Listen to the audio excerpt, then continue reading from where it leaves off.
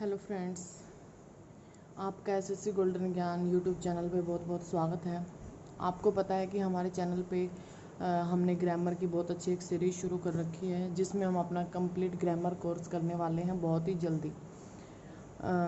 और ग्रामर ये नहीं है कि जो हमने स्कूल में रटी रटाई ग्रामर पढ़ी है हम वो ग्रामर यहाँ पे सीख रहे हैं, बिल्कुल भी नहीं। हम यहाँ पे जो कम्पिटिटिव एग्ज़ाम्स में जहाँ से क्वेश्चन बन बन के आ रहे हैं उन कॉन्सेप्ट्स को डिस्कस कर रहे हैं, जो होते तो बहुत ही इजी हैं, बट स्कूल टाइम पे हमें वैसे वो चीज़ें नहीं बताई गई, उस तरह से हमें वो सब नहीं सिखाया गया, जिसकी वजह से हमें बहुत ही प्रॉब्लम होती है और हमें लगता है पेपर पता नहीं कहाँ से आता है।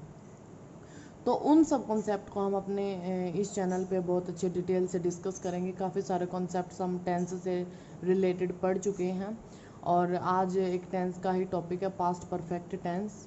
वो हम करने वाले हैं, लेकिन जितना मतलब मैं कहूँ कि जो इम्पोर्टेंट पार्ट था वो मोस्टली हमारा डिस्कस हो चुका है। एक बहुत अच्छा कॉन्सेप्ट यहाँ पास्ट परफेक्ट टेंस से भी बनता है। उसके बाद तो मेनली जो फ्यूचर टेंस है उसमें एक फ्यूचर सिंपल टेंस से इंडेफिनेट से मतलब क्वेश्चन बन जाते हैं। अदरवाइज़ तो बाकी वाले तो थोड़ा सा उनके बारे में तो नॉलेज हो वही काफ़ी होता है। तो कहने का मतलब ये है कि टेंस का हम जितना मोस्ट इम्पोर्टेंट पार्ट था मोस्टली डिस्कस कर चुके हैं, और हमारे जो एक दो कॉन्सेप्ट कहीं से रहते हैं वो अब हम अपने अपकमिंग वीडियोस में डिस्कस कर लेंगे। और अच्छा बेस बनाने के लिए टेंस का आना बहुत ही ज़रूरी है इंग्लिश में।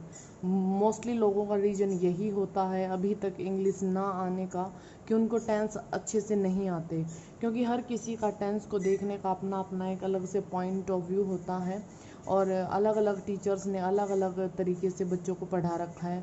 तो बहुत से कन्फ्यूज़न होते हैं। कुछ ने तो छोटी क्लासेस में रटा ही दिया था कि भाई रटी लो, रटने से ही तुम्हारा काम बन जाएगा, लेकिन ऐसा नहीं है। हर कोई भी लैंग्वेज है, कोई भी सब्जेक्ट है, कोई भी फील्ड है, हर किसी चीज़ का कोई ना कोई लॉजिक होता है और उसी लॉजिक पे हम अपने चैनल पर बात कर रहे हैं। तो ज़्यादा टाइम ना लगाते हुए हम आज का अपना टॉपिक शुरू करते हैं, जो है पास्ट परफेक्ट टेंस। जब हम अपने फर्स्ट वीडियोस में परफेक्ट टेंस को डिस्कस कर रहे थे तो वहाँ पे मैंने डिस्कस किया था कि जो परफेक्ट टेंस होता है उसमें एक कंप्लीट एक्शन शो होता है। हमें पता होता है, अंडरस्टूड होता है कि कहाँ से वो एक्शन शुरू हुआ है और कहाँ पे वो ख़त्म होने वाला है। इतना हमें उसका आइडिया होता है कि वो ख़त्म हो चुका है। कहने का मतलब है कि अगर कोई एक्शन यहाँ से शुरू हुआ है तो वो एक्शन अगर यहाँ तक उसे जाना है, तो अगर हमें ये पता हो कि वो एक्शन यहाँ से यहाँ तक कंप्लीट हो चुका है तो ही हम उसे परफेक्ट की कैटेगरी में डालते हैं। तो अब हम बात कर लेते हैं कि जो परफेक्ट टेंस होता है वो पास्ट परफेक्ट में और प्रेजेंट परफेक्ट में क्या डिफरेंस होता है। ये तो बात की हमने ओनली परफेक्ट की कि जिन एक्शंस में कंप्लीशन का पता चले वो हमारे परफेक्ट एक्शंस होते हैं, लेकिन पास्ट परफेक्ट और प्रेजेंट परफेक्ट में क्या डिफरेंस होता है इस चीज़ को हम अभी डिस्कस करने वाले हैं। तो परफेक्ट में तो जस्ट हमने जो हमारा प्रेजेंट परफेक्ट था उसमें मैंने आपको ये बताया था कि जैसे ये हमारा प्रेजेंट है, ये हमारा फ्यूचर है और मान लो ये हमारा पास्ट है, तो हम बिल्कुल पास्ट पे नहीं जाते। हम जब परफेक्ट प्रेजेंट परफेक्ट की मैं बात कर रही हूँ, कंफ्यूज मत होना। जब हम परफेक्ट देखते हैं प्रेजेंट का तो हम नियर पास्ट में जाते हैं, ठीक है। नियर पास्ट में जो एक्शन कंप्लीट होते हैं वहाँ पे हम प्रेजेंट परफेक्ट लगा देते हैं, लेकिन जो पास्ट परफेक्ट होता है उसका मतलब है पास्ट में हमें ये पता होना चाहिए कि उससे पहले वो एक्शन कंप्लीट हो चुका है कहीं पे। इसका मतलब हम ये कह सकते हैं कि अगर प्रेजेंट के लिए ये पॉइंट पास्ट है तो पास्ट के लिए भी तो ये पॉइंट पास्ट ही है, ठीक है। इसका मतलब मैं आपको ये क्यों बता रही हूँ, इसका मतलब ये है कि जो पास्ट का भी पास्ट होता है, मीन्स जो पास्ट ऑफ पास्ट होता है वहीं पे हम present perfect tense past perfect tense use करते हैं, ठीक है। पास्ट ऑफ पास्ट के लिए इसको यूज़ किया जाता है। अब थोड़ा सा आपने एग्जाम्पल्स की तरफ जाने से पहले एक बार तो इसके सेंटेंस स्ट्रक्चर की बात कर लेते हैं कि हर सेंटेंस को बनाने के लिए सब्जेक्ट चाहिए, वर्ब चाहिए एंड ऑब्जेक्ट चाहिए। ठीक है, तो इस सेंटेंस का फॉर्मेशन क्या रहने वाला है, सब्जेक्ट होगा, ठीक है, जो हमारी हेल्पिंग वर्ब होगी वो हैड होगी, प्लस में मेन वर्ब होगी वो थर्ड फॉर्म ऑफ वर्ब होगी, प्लस में कोई भी हमारा ऑब्जेक्ट हो सकता है। ये वाला इसका सेंटेंस फॉर्मेट रहने वाला है। बाकी ये तो है जस्ट एसरेटिव के लिए। नेगेटिव इंटरोगेटिव के लिए आपको मैंने पिछली क्लासेस में अच्छे से बता ही दिया है, वो चीज़ आपको बताने की अब मेरी तरफ से तो शायद ज़रूरत नहीं है। और जो हमारे क्वेश्चन वर्ड्स होते हैं वो भी मैं आपको बहुत अच्छे से पिछली वीडियोस में डिस्कस करा चुकी हूँ। बार बार किसी भी बात को दोहराने का कोई फ़ायदा नहीं है, क्योंकि ये वीडियोस हैं, आप इनको आगे पीछे करके दोबारा से रिपीट कर करके देख सकते हो। तो पिछली क्लासेस को अगर आपने वॉच नहीं किया और आपको डाउट्स हैं तो आप प्लीज़ उनको जाके वॉच कीजिए। ठीक है, हम इसमें आगे फर्दर डिस्कस कर लेते हैं बातों को। तो ये बात तो हो गई कि जो पास्ट का भी पास्ट होता है वो हमारा पास्ट परफेक्ट होता है, ये उसका सेंटेंस स्ट्रक्चर होता है। अब हम बात कर लेते हैं कि जैसे अगर मैं बात करूं कि हमें पास्ट की बात करनी है, ठीक है, इसी टाइम लाइन को जो पास्ट वाली है मैं यहाँ पे डिनोट करूं। ठीक है, यहाँ पे ये हमारा पास्ट है और ये पास्ट का भी पास्ट है। ठीक है, पास्ट ऑफ पास्ट है और ये हमारा प्रेजेंट है, ये हमारा प्रेजेंट है, फ़िलहाल हम यहाँ पे खड़े हैं। ठीक है, तो अगर मैं कहना चाहूँ कि मुझे पास्ट की, अपने पास्ट की कोई दो बातों को रिलेट करके बताना है तो हम उसको इस फॉर्मेट में बताएंगे। ये फॉर्मेट क्या होगा, कोई एक्शन तो पहले हुआ होगा, कोई एक्शन बाद में हुआ होगा। ठीक है, जैसे अगर मैं कहूँ कि एक बहुत ही फेमस एग्ज़ाम्पल है, बहुत बार एग्ज़ाम्स में भी आया है और आप छोटी क्लासेस से ही पढ़ते आ रहे हो कि बहुत ज़्यादा टीचर उसको रिपीट करते थे कि मतलब डॉक्टर के आने से पहले मरीज मर चुका था। ठीक है, डॉक्टर के आने से पहले मरीज मर चुका था। तो इस सेंटेंस में क्या हुआ होगा, पहले डॉक्टर आया होगा या मरीज मरा होगा। उसने क्या कहा है, डॉक्टर के आने से पहले मरीज मर चुका था, इसका मतलब पहले मरीज मरा था, बाद में डॉक्टर आया था। तो पहले यहाँ पे उसका मरने का काम हुआ और यहाँ पे डॉक्टर के आने का काम हुआ।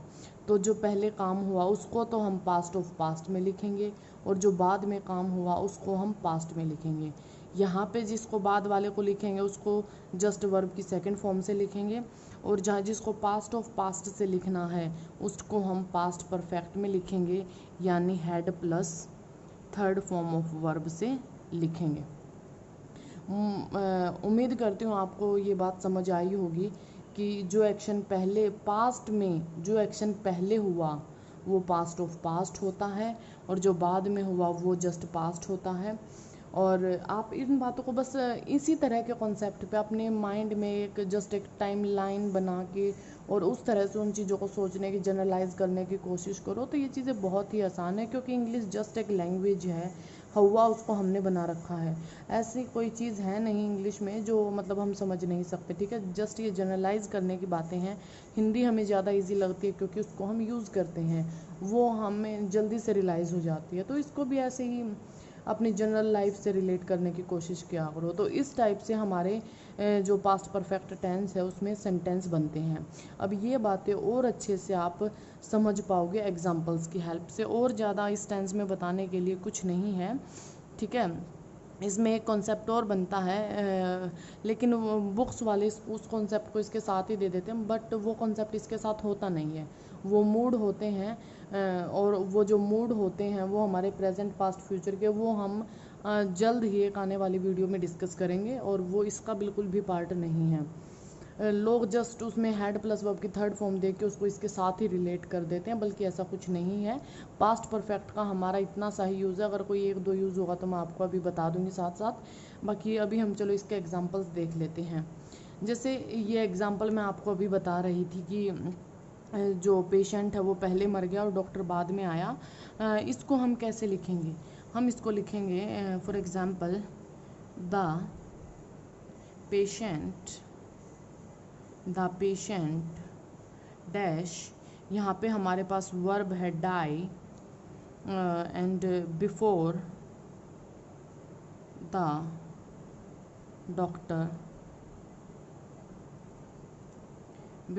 डॉक्टर, यहाँ पे हमारे पास है एक वर्ब अराइव।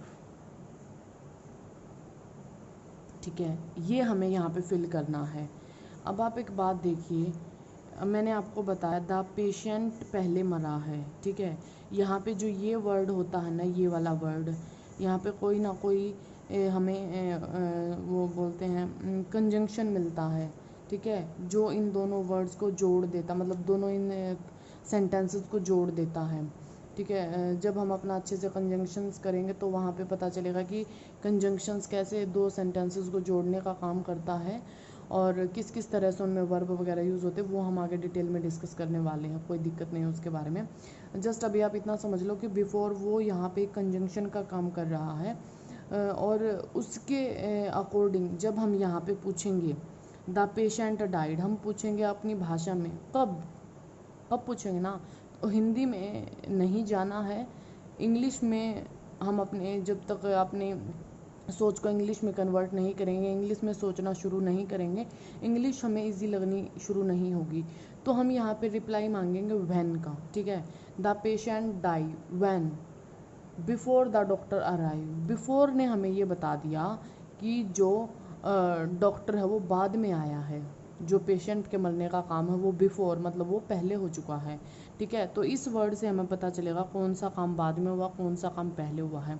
इसमें तो आप ये मत सोचना कि ये तो होता ही ऐसे है कि मूवीज़ में भी और जनरल लाइफ में भी पेशेंट पहले मरता और डॉक्टर बाद में आता है। ये तो जस्ट अपनी रियल लाइफ की बातें हैं, अदरवाइज एग्जाम्पल किसी भी तरह से बन सकता है। तो जस्ट इस वर्ड से पकड़ने की कोशिश करना। यहाँ से व्हेन का रिप्लाई जब आप मांगोगे तो आपको पता चल जाएगा कौन सा काम पहले हुआ है। तो इसका मतलब इस सेंटेंस के अकॉर्डिंग हमारा ये काम पहले हुआ है तो ये जाएगा पास्ट ऑफ पास्ट में। इसका मतलब यहाँ पे आएगा हैड, और डाई की अगर मैं थर्ड फॉर्म बनाऊँ तो आएगा died. The patient had died before the doctor. Doctor क्या, डॉक्टर बाद में आया है, इसका मतलब वो हमारे लिए पास्ट है। पास्ट है तो वर्ब की सेकंड फॉर्म। अराइव की सेकंड फॉर्म क्या होती है, arrived. The patient had died before the doctor arrived. Are you getting? एक और इसी तरह से बहुत ही फेमस एग्जाम्पल है कि उसके पहुंचने से पहले ट्रेन चली गई थी, उसके पहुंचने से पहले ट्रेन स्टेशन से चली गई थी। तो इस वाले सेंटेंस को आप कैसे देखोगे? ठीक है, वो पहुंचा है बाद में, इसका मतलब। ठीक है, और ट्रेन गई है पहले। एक बार लिख लेते हैं इस वाले सेंटेंस को। इसको लिखेंगे ही डैश, यहाँ पे हमें फिल करना है ही dash reach the station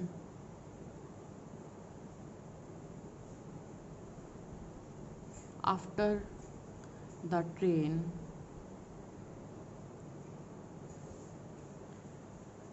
dash after the train dash start. यहाँ पे हमें फिल करना है स्टार्ट वर्ब को। ठीक है, तो यहाँ पे आप क्या मानते हो? मैंने आपको अभी पिछले एग्जाम्पल में बताया सिचुएशन कुछ भी हो सकती है। आप ये मत सोचो कि हमेशा ऐसे ही होता है, जनरल लाइफ में तो ये ऐसे ही रहा होगा, नहीं। ये वाला जो वर्ड है, जो कंजंक्शन है जिसने इन दोनों सेंटेंसेस को जोड़ा है, उससे व्हेन का रिप्लाई मांगो। He reach the station when, after, मतलब ये बाद में गया है। आफ्टर द ट्रेन स्टार्ट, मतलब ट्रेन पहले स्टार्ट हुई है। ट्रेन पहले स्टार्ट हुई तो ये काम पहले हुआ है। ठीक है, इसकी अगर मैं बात करूं तो ये काम पहले हुआ है, ये है हमारा पास्ट ऑफ पास्ट, और ये काम बाद में हुआ है। और यहाँ पे हम अभी बात कर रहे, ये है हमारा प्रेजेंट। इसका मतलब यहाँ पे पहले ट्रेन स्टार्ट हुई है, वो बाद में पहुँचा है। ठीक है, अगर ट्रेन स्टार्ट हुई है तो हम यहाँ पे लिखेंगे had started. After the train had started, वो बाद में पहुंचा है, तो यहाँ पे क्या आएगी, वर्ब की सेकंड फॉर्म। यहाँ पे क्या आएगी, वर्ब की सेकंड फॉर्म, रीच्ड। तो ये एग्जाम्पल बन जाएगा, ही reached the station after the train had started. Train शुरू हो चुकी थी तब वो स्टेशन पे पहुंचा है, ठीक है, वो बाद में पहुंचा है। तो मतलब मेरे अकॉर्डिंग तो मुझे तो ये लग रहा है कि मैं जिस तरह से आपको समझा पा रही हूँ इन चीज़ों को, इन दो एग्जांपल से आप 99% बात को पकड़ चुके होंगे कि कैसे हमें पता लगाते हैं। बाकी चलो और एग्जांपल से देख लेते हैं। ये वाला एग्जांपल देखिए एक बार, वो कह रहा है, I never see such a beautiful beach before I go to Mumbai. ये हमें फिल करना है ब्लैंक में, ठीक है। ये हम साथ में ही इसके क्यों बोल रहे हैं, जो फिल करना है, ये हम जस्ट इसलिए बोल रहे हैं कि हमें एक जनरल आइडिया आ जाता है इससे। हम ये नहीं कह रहे कि वो एग्जैक्ट होगा, जस्ट एक सेंस हमें आ जाती है उसको साथ में लेके बोल लेने से, ठीक है। तो आई never see such a beautiful बीच, उसने कभी नहीं देखा था। When, before I go to Mumbai, मतलब मुंबई बाद में गया है, उससे पहले कभी नहीं देखा था। तो मुंबई जाने का काम बाद में हुआ है, इसका मतलब यहाँ पे आएगी वर्ब की सेकंड फॉर्म। और उससे पहले कभी नहीं देखा था, इसका मतलब ये है पास्ट ऑफ पास्ट, यहाँ पे आएगी हैड प्लस वर्ब की थर्ड फॉर्म। लेकिन हमें यहाँ पे इस फिल इन द ब्लैंक्स में नेवर भी इसके साथ फिल करना है। नेवर को इसके साथ फिल करेंगे तो क्या होगा, कैसे लिखोगे इस चीज़ को, क्या लिखोगे, नेवर हैड सीन, नहीं, नेवर हैड सीन नहीं लिखोगे, क्योंकि जो नेवर है ना वो आप लगा सकते हो, ये जस्ट एडवर्ब ऑफ फ्रीक्वेंसी होता है, ठीक है। नेवर एडवर्ब ऑफ फ्रीक्वेंसी होता है जो लॉन्ग पास्ट में उस काम के रिपीटेशन को शो करता है, ठीक है। तो यही कह रहा है ऐसा कभी नहीं हुआ, मतलब लॉन्ग पास्ट में ऐसा कभी नहीं हुआ। अगर एक पॉइंट के लिए हम दिखाना होता तो हम नोट लिखते उसके लिए, ठीक है। तो नेवर का मतलब वो लॉन्ग पास्ट की बात कर रहा है। तो हम यहाँ पे करेंगे हमेशा ही जो मेन वर्ब है हमारी वो सी है, तो मेन वर्ब से पहले ही आती है हमारी एडवर्ब, ठीक है, चाहे मेन वर्ब किसी भी फॉर्म में आ जाए, और हेल्पिंग वर्ब आती है इससे पहले। कहने का मतलब है जो एडवर्ब ऑफ फ्रीक्वेंसी है वो हेल्पिंग वर्ब और मेन वर्ब के बीच में आती है। तो इसका मतलब यहाँ पे लिखा जाएगा, I had never seen, I had never seen such a beautiful beach before I, go की सेकेंड फॉर्म क्या होती है, went, before I went to Mumbai. तो ये एग्जाम्पल इस तरह से बनेगा, ठीक है। एक ये वाला एग्जाम्पल देखिए, वो कह रहा है, I eat my food before it start raining. इसका मतलब उसने खाना कब खाया, व्हेन से रिप्लाई मिला बिफोर, मतलब उसने पहले खाया, ठीक है। उसने खाना पहले खाया और रेन बाद में स्टार्ट हुई है। इसका मतलब अगर पहले खाया है तो ये क्या है, past of past, had eaten, had eaten. I had eaten my food before it, start की सेकेंड फॉर्म क्या होगी, started, before it started raining. I see him before he stop his car, मैंने उसको देख लिया था उसकी कार रोकने से पहले। इसका मतलब देखने का काम पहले हुआ है और कार के रुकने का काम बाद में हुआ है, ओके। तो क्या समझ आ रहा है, अब आप खुद बताइए इस क्वेश्चन को आप कैसे करोगे। वो आपको समझ में आ चुका होगा अभी तक कि पहले जो काम होता है वो पास्ट ऑफ पास्ट होता है, पास्ट ऑफ पास्ट में हैड प्लस वर्ब की थर्ड फॉर्म का यूज़ होता है, और जो काम बाद में होता है वो जस्ट पास्ट होता है, वहाँ पे सेकंड फॉर्म ऑफ वर्ब आता है। बहुत सारे कोचिंग इंस्टीट्यूट क्या करते हैं, वो इस टाइप के सेंटेंसेस को रटने के लिए बोलते हैं कि जहाँ पे दो एक्शंस को ऐसे जोड़ा जाता है, पहले वाले एक्शन को ऐसे कर दो, दूसरे वाले को एक्शन कर दो। क्यों कर दें, ज़रूरी थोड़ी है कि इसी टाइप के सेंटेंसेस जोड़ते हो, क्या पता कितने टाइप के सेंटेंसेस बनते हैं, किस चीज़ को रटें किस किस को नहीं। सीधी सी बात है, हमें जनरलाइज करना आता है, जो हमें लग रहा होगा कि पास्ट के दोनों एक्शन है, जो पास्ट है, जो पास्ट ऑफ पास्ट, उसको वैसे देख के हम करेंगे, क्यों हम चीज़ों को रटने के पीछे भागेंगे, ठीक है। तो उसके अकॉर्डिंग यहाँ पे उसका देखने का काम पहले हुआ है, तो यहाँ पे आएगा had and third form of see, ठीक है, क्या आ जाएगा, सीन, आई हैड सीन। और स्टॉप की अगर हम बात करें तो सेकंड फॉर्म हो जाएगी स्टॉप्ड, क्या हो जाएगी, stopped. I had seen him before he stopped his car. तो इस एग्जाम्पल को हम इस टाइप से लिखेंगे। हर बार ऐसा नहीं होगा कि जो बिफोर है आफ्टर है वो आपको सेंटेंस के बीच में मिले, वो आपको सेंटेंस के स्टार्टिंग में भी मिल जाएगा, लेकिन उससे इस चीज़ का कंफ्यूज होने की ज़रूरत नहीं है। हम जस्ट अपने अंडरस्टैंडिंग पे जाएंगे, हमें जो मीनिंग समझ आ रहा है वहाँ से उसे कंसिडर करेंगे। उसने कहा before he understand anything the robber flee, मतलब कुछ समझ में आने से पहले रोबर भाग चुका था, लुटेरा भाग चुका था, ठीक है। इसका मतलब वो भागा पहले है और समझ में बाद में आया है, ठीक है। तो भागने का काम पहले हुआ है, इसका मतलब ये होगा हमारा पास्ट ऑफ पास्ट। और पास्ट ऑफ पास्ट होगा तो यहाँ पे हम फिल करेंगे हैड, और फ्ली की थर्ड फॉर्म होती है fleet.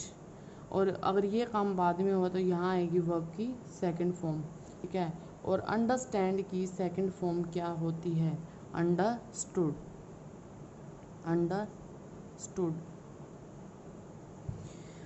I hope you are getting my all points and example भी काफ़ी सारे हो चुके हैं। अगर आपकी इच्छा हो तो मैं एक दो एग्ज़ाम्पल और कराऊँ। एक एग्ज़ाम्पल और है बहुत अच्छा सा, वो मैं आपको बताती हूँ। इस वाले एग्ज़ाम्पल में बोला गया है by the time I reach theatre the show start. कहने का मतलब है बाय द टाइम का मतलब होता है जब तक। इसका मतलब है कि जब तक वो थिएटर पहुंचा जो शो है वो स्टार्ट हो चुका था।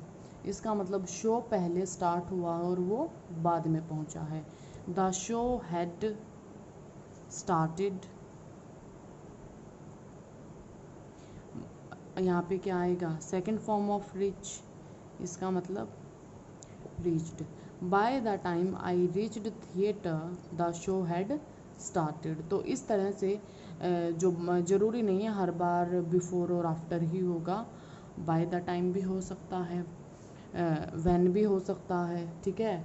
और अदर कंजंक्शंस का भी यूज़ हो सकता है।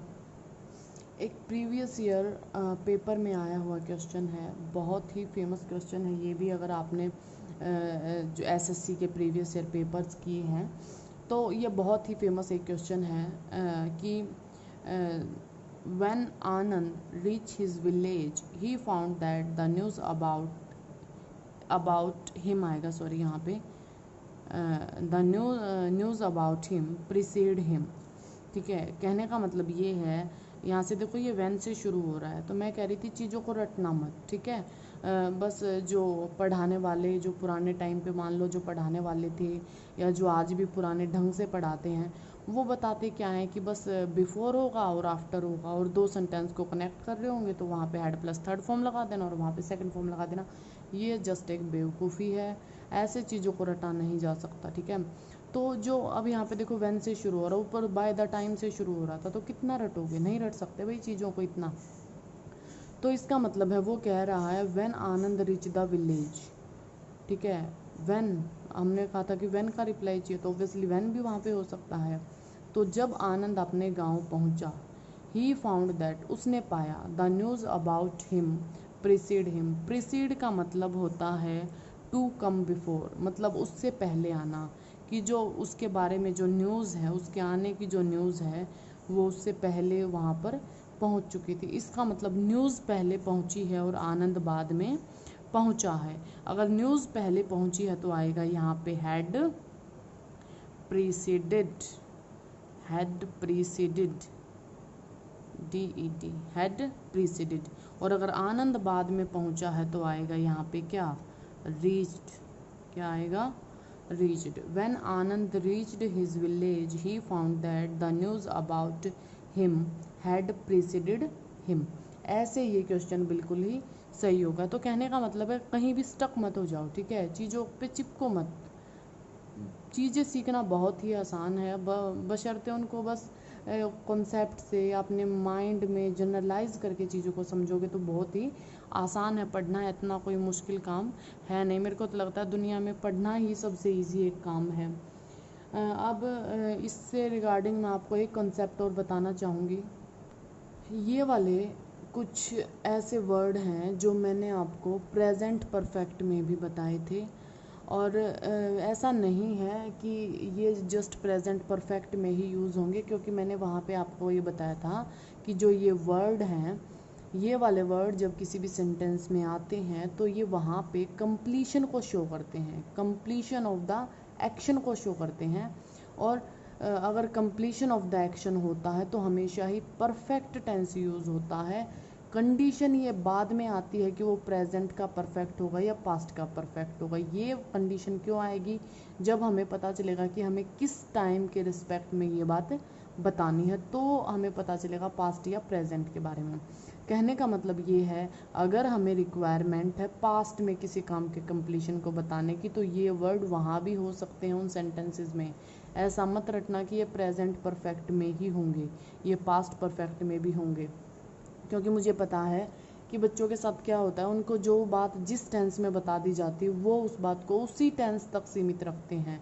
तो मैं आपको रिपीटेड दोबारा से जो हमारे जितने भी कॉन्सेप्ट मैं बता चुकी हूँ, बार बार इसीलिए उनको रिपीट कर रही हूँ, हर टेंस में दोबारा से जो बातें बता चुकी हूँ, ताकि आप उनको वहीं पे बस चिपका के ना रखो, आप यहाँ भी उन चीज़ों को रिलेट करो, यहाँ भी उनका फॉलो करो।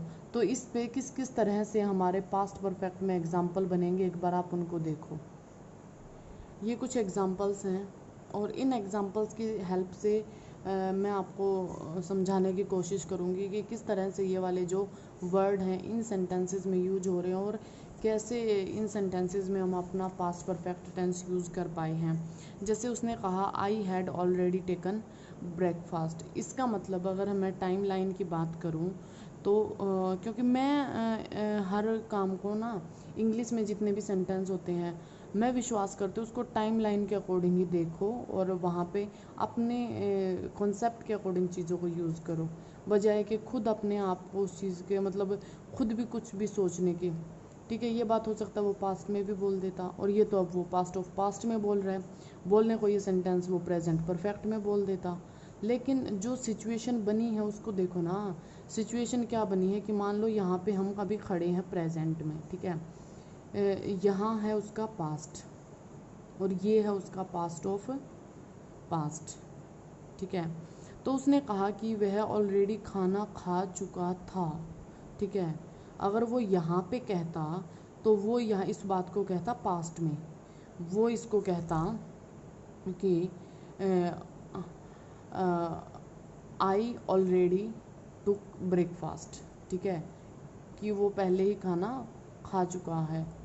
लेकिन ऑलरेडी जहाँ पे आ जाता है, ये बात मैं आपको बता चुकी हूँ, ऑलरेडी आपको एक बहुत बड़ा कॉन्सेप्ट देता है कि वहाँ पे परफेक्ट ही आएगा, चाहे वो पास्ट का आए चाहे वो प्रेजेंट का आए, ठीक है। इसका मतलब यहाँ पे वो पास्ट इंडेफिनिट तो बिल्कुल नहीं लगा सकता, ठीक है। वो यहाँ पे या तो प्रेजेंट का परफेक्ट लगाएगा या पास्ट का परफेक्ट लगाएगा। ये कंडीशन आई है ऑलरेडी से। ऑलरेडी का मतलब होता है बाय देन, कि उससे पहले वो ये काम कर चुका था, ठीक है। इसका मतलब ये कह रहा है कि पास्ट में किसी पॉइंट से पहले वो ब्रेकफास्ट कर चुका था। शायद यहाँ पे किसी ने उससे पूछा हो, तो यहाँ पे ये कह रहा हो कि उसके पूछने से पहले वो काम में कर चुका था, वो खाना खा चुका था, तो इसलिए यहाँ पे पास्ट ऑफ पास्ट ही आएगा। I had finished the book before he came. Before वाले तो मैं आपको बहुत सारे एग्जाम्पल करा चुकी हूँ। व्हेन का रिप्लाई आप जब मांगोगे तो वहाँ से पता चल जाता है कि I finish the book before he came, मतलब वो बाद में आया, बुक पहले फिनिश हुई है। तो यहाँ पे तो पास्ट ऑफ पास्ट ही आएगा, और यहाँ पे पास्ट आएगा, ठीक है। I had written from college just then. मैंने आपको बताया ना, जो जस्ट होता है वो भी परफेक्ट को, कंप्लीशन को शो करता है। इसका मतलब जस्ट देन, उससे पहले आया था वो, जस्ट उससे पहले आया था, ठीक है। इसका मतलब जस्ट उससे पहले आया था, तो वो पास्ट से पहले किसी पास्ट की बात कर रहा है, तो इसीलिए वहाँ पे आया है हैड रिटन। तो एक यही बात थी कि कई बार जो इस टाइप के वर्ड हैं वहाँ से भी आपको आइडिया लग जाता है चीज़ों का, ठीक है। वहाँ से भी आपको पता चल जाता है कि यहाँ पे परफेक्ट आएगा, और वो कंडीशन के अकॉर्डिंग देख लेना कि पास्ट का परफेक्ट आएगा या प्रेजेंट का परफेक्ट आएगा। आई होप आपको मेरे एफ़र्ट्स अच्छे लग रहे होंगे। जितना मेरे को आता है, जितना मैं आपको समझा सकती हूँ, जितना मैंने आज तक ज्ञान समझा है, सीखा है, ठीक है, जितनी नॉलेज एक्वायर की है, वो मैं अपने आपके साथ शेयर करना चाहती हूँ, ठीक है। और वही मैं शेयर कर रही हूँ। ज़्यादा से ज़्यादा जितना मैं बेनिफिट आपको दे पाऊँ उतना मैं ज़्यादा अच्छा लगेगा, मतलब मुझे, ठीक है। तो आई होप आप सबको अच्छा लग रहा होगा, और अच्छा लग रहा है तो प्लीज़ ये बात मेरे तक भी पहुंचनी चाहिए, क्योंकि एफ़र्ट्स तो मेरे ही हैं। कि आपको अच्छा लग रहा है तो प्लीज़ लाइक करो चैनल को, ठीक है, सब्सक्राइब करो ताकि आपको वीडियोस आगे मिल सकें, ठीक है। और अगर आपको लगे कि ये किसी और का भी फ़ायदा कर सकते हैं तो शेयर भी कर दो। Okay, thank you friends.